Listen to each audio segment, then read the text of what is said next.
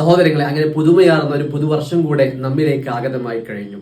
യഥാർത്ഥത്തിൽ ഹിജ്റ എന്ന് കേൾക്കുമ്പോഴേക്ക് മുസ്ലിമീങ്ങളുടെ മനസ്സുകൾ വല്ലാതെ നോവിക്കുകയാണ്. മഹാനരാകുന്ന നബി സല്ലല്ലാഹു അലൈഹി വസല്ലം തങ്ങളും അവിടുത്തെ പ്രിയപ്പെട്ട മക്കയിലുണ്ടായിരുന്ന അനുയായികളും അടക്കമുള്ളവർ മദീനയിലേക്ക് കുടുംബവും എല്ലാം ഉപേക്ഷിച്ചുകൊണ്ട് പോയിരുന്ന ഒരു പാലായനത്തിനാണ് യഥാർത്ഥത്തിൽ ഹിജ്റ എന്ന് പറയുന്നതെങ്കിൽ ഹിജ്റയിൽ കുറെ പാഠങ്ങൾ നമ്മൾ പഠിക്കേണ്ടതുണ്ട്. മഹാനരാകുന്ന സിദ്ദീഖുൽ അക്ബർ റളിയല്ലാഹു അൻഹു 40,000-ഓളം ദീനാർ വരുമാനം ഉണ്ടായിരുന്നപ്പോ ആ വരുമാനങ്ങളെല്ലാം ഉപേക്ഷിച്ച് മദീനയിലേക്ക് എത്തുമ്പോൾ വട്ടപൂജ്യമായിട്ടാണ് തങ്ങൾ കടന്നു വരുന്നത്. സുഹൈബ് റളിയല്ലാഹു അൻഹു എന്ന വലിയ കച്ചവടക്കാരൻ മക്കയിൽ താൻ ഉണ്ടാക്കി വെച്ച കച്ചവട സമ്പത്തുകളൊക്കെ ആയിട്ട് മദീനയിലേക്ക് യാത്ര പോകാൻ വേണ്ടി ഒരുങ്ങിയപ്പോ കച്ചവട ചരക്കുകളും ലാഭങ്ങളും പണങ്ങളും ഒക്കെ തടഞ്ഞു വെച്ചുകൊണ്ട് നിങ്ങൾക്ക് വേണമെങ്കിൽ മതം മാറാൻ വേണ്ടിയിട്ട് നിങ്ങളുടെ ശരീരം മാത്രമായിട്ട് പോകാമെന്ന് പറഞ്ഞുകൊണ്ട് മുഖം ആക്രോശിച്ചപ്പോഴും തന്റെ ദീനിന് തടസ്സം വരുത്തുന്ന വിധത്തിലുള്ള പ്രവർത്തനങ്ങൾക്ക് ഞാനില്ല എന്ന് പറഞ്ഞുകൊണ്ട് സമ്പത്തുകളെല്ലാം ഉപേക്ഷിച്ചിട്ടാണ് മദീനയിലേക്ക് ഹിജ്റ വരുന്നത്. ഇങ്ങനെ നോവുന്ന 100 കൂട്ടം ആളുകളുടെ പ്രയാസങ്ങളുടെ കഥകളാണ് ഹിജ്റക്ക് പറഞ്ഞു തരാനുള്ളത്.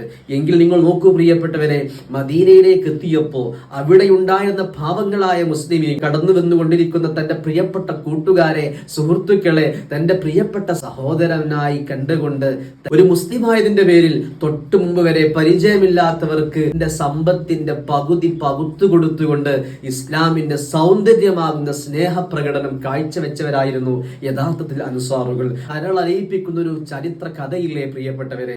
മഹാനരാകുന്ന അബൂ തുൽഹത്തുൽ അൻസാരി റളിയല്ലാഹു അൻഹു തങ്ങൾ തന്റെ വീട്ടിലേക്ക് കടന്നു വന്ന മുഹാജിറാകുന്ന പ്രിയപ്പെട്ട സഹോദരന് ഭക്ഷണം ഒരുക്കാൻ വേണ്ടിയിട്ട് ആ പ്രിയപ്പെട്ടവർ തന്റെ വീട്ടിൽ താനും ഭാര്യയും മക്കളും ഒന്നും ഭക്ഷണം കഴിക്കാതെ ആകെയുള്ള ഭക്ഷണം തന്റെ പ്രിയപ്പെട്ട കൂട്ടുകാരന് കൊടുക്കുമ്പോ തന്റെ മുന്നിലിരിക്കുന്ന വീട്ടുകാരൻ കഴിക്കാതെ എങ്ങനെ കഴിക്കും എന്നുള്ളൊരു ആശങ്ക ഉള്ളിൽ വന്നപ്പോ താൻ അതാ വിളക്ക് കെടുത്താമെന്ന് പറഞ്ഞുകൊണ്ട് തന്റെ ഭാര്യ സർവ്വവിധ സപ്പോർട്ടുകളും ചെയ്ത് പിറ്റേ ദിവസം ഈ വീട്ടുകാർ മുഴു പട്ടിണിയിലാണ്.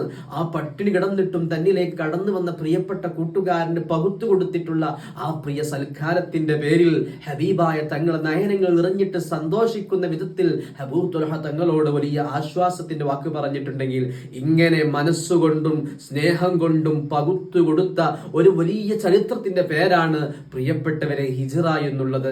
ഇസ്ലാമിക് ഹിസ്റ്ററി നിങ്ങൾ പഠിക്കുകയാണെങ്കിൽ വളരെയേറെ സന്തോഷവും അതിലേറെ ആത്മാഭിമാനവും മാത്രമാണ് ഇസ്ലാമിന്റെ ഓരോ ചരിത്രങ്ങളും നമുക്ക് നൽകുന്നത്. അതുകൊണ്ട് ഇത്തരം മാനുഷിക മൂല്യങ്ങൾക്ക് പരിഗണന കൊടുത്തുകൊണ്ട് ഇസ്ലാമിന്റെ അകത്തും പുറത്തുമുള്ള മനുഷ്യരെ കൂട്ടിപ്പിടിച്ചുകൊണ്ട് ഹിജ്റ നൽകുന്ന പാഠം സമ്പന്നമാക്കാം. റബ്ബ് നമുക്ക് ഭാഗ്യം നൽകട്ടെ. അസ്സലാമു